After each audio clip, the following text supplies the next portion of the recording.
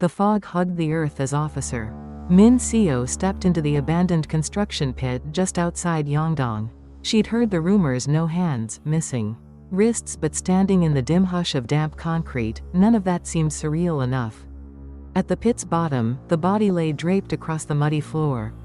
Fragile and pale, both wrists severed as if someone had tried to rip away not only her hands, but her trace on the world. In the dim dawn, the air smelled of soil and secrets. Min Seo knelt, tracing the thin gold bracelet on the girl's arm, a silent testament to a life unfinished.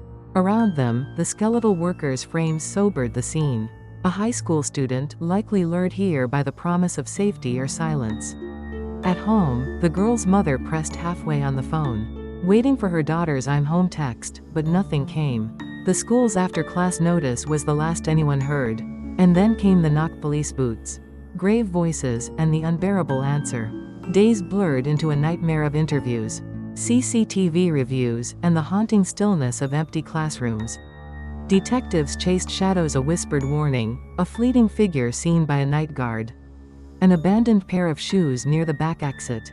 But the girl remained nameless in memory, lost in the echo of unanswered questions.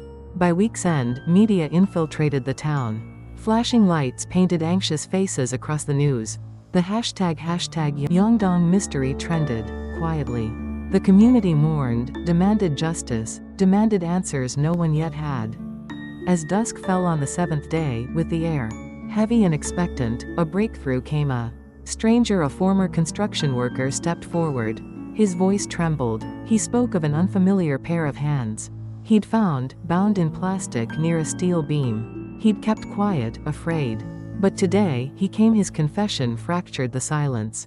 The investigation reignited. Min Seo studied the hands, hoping to reclaim the identity stolen by cruelty. DNA tests were ordered. Witness statements resurge. The town held its breath, caught between grief and relief. Current situation as of August 2025.